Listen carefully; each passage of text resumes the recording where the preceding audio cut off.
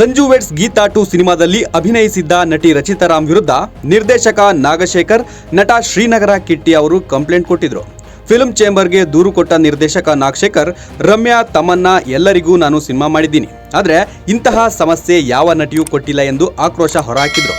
ಆದರೆ ಅದೇ ರಚಿತಾ ರಾಮ್ ಮೇಲೆ ಈಗ ಮತ್ತೊಂದು ಆರೋಪ ಕೇಳಿಬಂದಿದೆ. ಅದೇನು ಅಂತ ಹೇಳ್ತೀವಿ. ಅದಕ್ಕೂ ಮೊದಲು ಬಾಸ್ ಟಿವಿ ಕನ್ನಡ ಚಾನಲ್ನ ಸಬ್ಸ್ಕ್ರೈಬ್ ಮಾಡಿ. ಇದೀಗ ನಟಿ ರಚಿತಾ ರಾಮ್ ವಿರುದ್ಧ ಮತ್ತೊಂದು ಗಂಭೀರ ಆರೋಪ ಕೇಳಿಬಂದಿದೆ. ಸಿನಿಮಾದಲ್ಲಿ ನಟಿಸುವುದಾಗಿ ಅಡ್ವಾನ್ಸ್ ಪಡೆದಿದ್ರಂತೆ. ಆದರೆ ಸಿನಿಮಾದಲ್ಲಿ ನಟಿಸದೆ ದೂರ ಉಳಿದುಕೊಂಡು ಅಡ್ವಾನ್ಸ್ ವಾಪಸ್ ಕೊಡದೆ ಮೋಸ ಮಾಡಿದ್ದಾರೆಂದು ಹಿರಿಯ ನಿರ್ಮಾಪಕಿ ವಿಜಯಲಕ್ಷ್ಮಿ ಅರಸ್ ಅವರು ಆರೋಪ ಮಾಡಿದ್ದಾರೆ. ಇನ್ನು ಈ ವಿಚಾರವಾಗಿ 10 ತಿಂಗಳ ಹಿಂದೆಯೇ ಗಲಾಟೆ ನಡೆದಿತ್ತಂತೆ. ಇದೀಗ ಮತ್ತೊಮ್ಮೆ ಆರೋಪ ಮಾಡಿದ್ದಾರೆ. ಹೌದು, 8 ವರ್ಷಗಳ ಹಿಂದೆ ನಟ ಉಪೇಂದ್ರ ಮತ್ತು ರಚಿತಾ ನಟನೆಯಲ್ಲಿ ಸಿನಿಮಾ ಮೂಡಿ ಬರಬೇಕಿತ್ತು. ಉಪ್ಪಿ ರುಪ್ಪಿ ಸಿನಿಮಾದಲ್ಲಿ ಉಪೇಂದ್ರ ಜೊತೆ ನಟಿಸಲು ನಟಿ ರಚಿತಾ ರಾಮ್ ಒಪ್ಪಿಕೊಂಡಿದ್ದರಂತೆ. ವಿಜಯಲಕ್ಷ್ಮಿ ಅರಸ್ ನಿರ್ಮಾಣದಲ್ಲಿ ಕೆ ಮಾದೇಶ್ ನಿರ್ದೇಶನದಲ್ಲಿ ಸಿನಿಮಾ ಮೂಡಿ ಬರಬೇಕಿತ್ತು.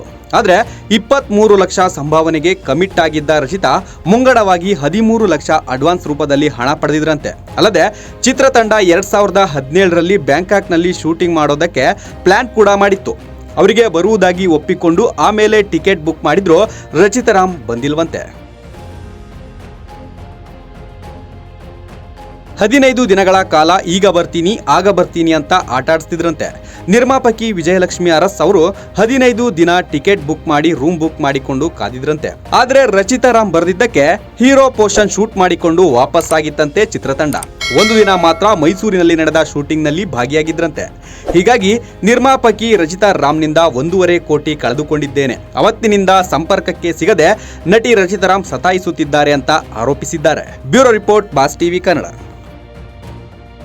ಲೇಟೆಸ್ಟ್ ಹಾಗೂ ಇಂಟ್ರೆಸ್ಟಿಂಗ್ ಸುದ್ದಿಗಳಿಗಾಗಿ ಬಾಸ್ ಟಿವಿ ಕನ್ನಡ ಚಾನೆಲ್ನ ಸಬ್ಸ್ಕ್ರೈಬ್ ಮಾಡಿ. ಹಾಗೆಯೇ ಬೆಲ್ ಐಕಾನ್ ಪ್ರೆಸ್ ಮಾಡಿ. ಇದರ ಜೊತೆಗೆ ಫೇಸ್ಬುಕ್, ಇನ್ಸ್ಟಾಗ್ರಾಮ್, ಎಕ್ಸ್ ನಲ್ಲೂ ಮಿಸ್ ಮಾಡದೆ ಫಾಲೋ ಮಾಡಿ.